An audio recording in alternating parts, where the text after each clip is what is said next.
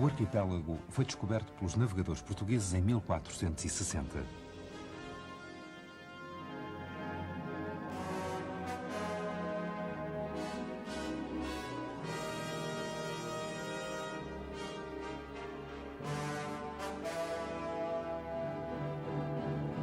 No ano seguinte desembarcou na ilha de Santiago o primeiro grupo de povoadores, antes mesmo de serem conhecidas todas as ilhas do arquipélago, o que só veio a acontecer em 1462.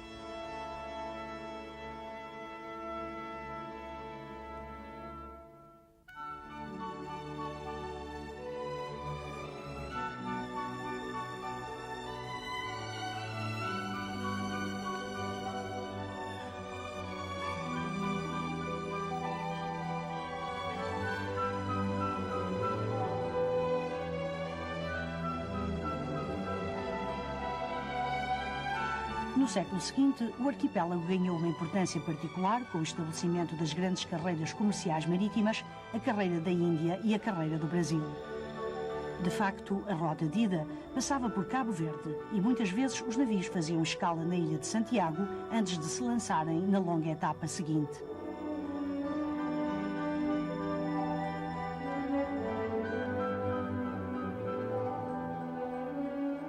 Com a colonização foram introduzidas nas ilhas diversas culturas, como a do algodão e a da cana-de-açúcar, que juntamente com a criação de gado exigiam mão de obra numerosa.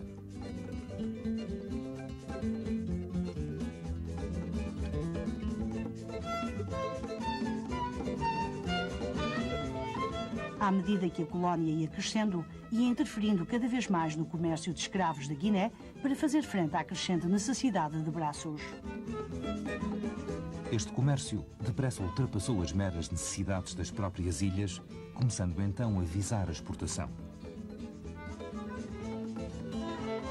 Isto acabou por transformar Cabo Verde, particularmente a ilha de Santiago, num importante entreposto comercial, de onde era feita a distribuição de escravos para o outro lado do Atlântico, principalmente para o Brasil e Antilhas.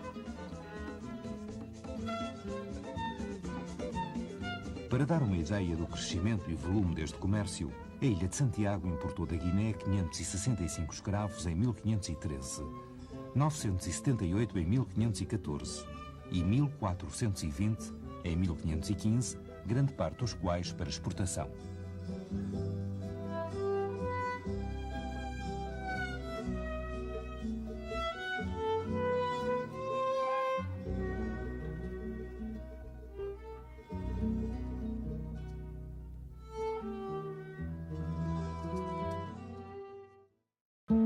Mas, para além do rendoso negócio de escravos, nem sempre tudo corria bem na economia das ilhas. Com as frequentes secas a perturbar a criação de gado e a agricultura e com falta de terrenos propícios ao alargamento do cultivo da cana-do-açúcar, a partir da segunda metade do século XVII, Cabo Verde começou a entrar em declínio face à concorrência da forte produção brasileira de açúcar. Nenhuma das outras atividades importantes, como o algodão, a orzela ou mesmo o tráfico de escravos, conseguiu evitar a decadência. Mais tarde, no princípio do século XIX, a economia de Cabo Verde voltou a sofrer um forte abalo com a abolição do tráfico de escravos acima do Equador.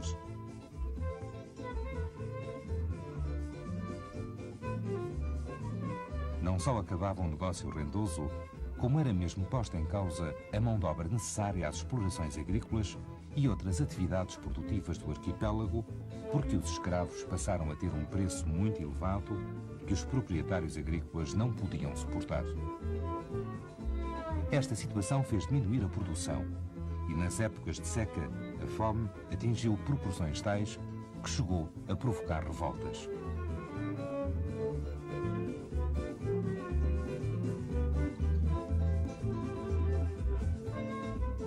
Cabo Verde é árido.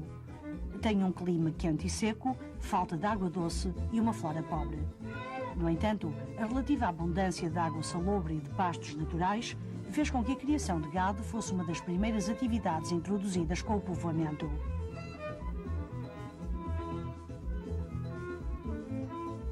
Porém, a aridez do território tem vindo a acentuar-se desde essa época. A criação de gado ou antes o método de livre pastação tradicionalmente utilizado, as enxurradas torrenciais, o vento e a densidade populacional terão sido os grandes responsáveis por esta crescente aridez.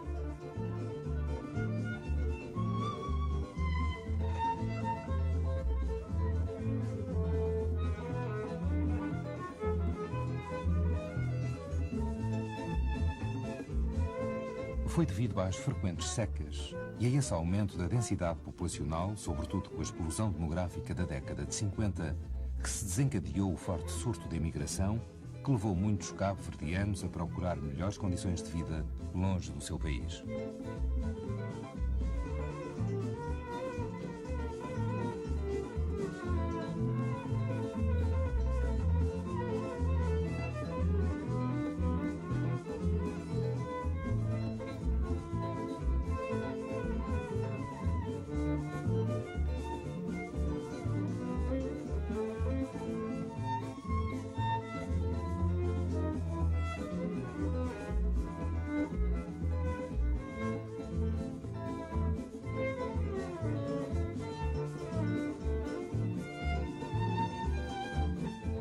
Segundo alguns especialistas, as ilhas de Cabo Verde apresentam mais semelhanças com as restantes ilhas do Atlântico Norte-Ocidental e até mesmo com a Europa do que propriamente com o continente africano.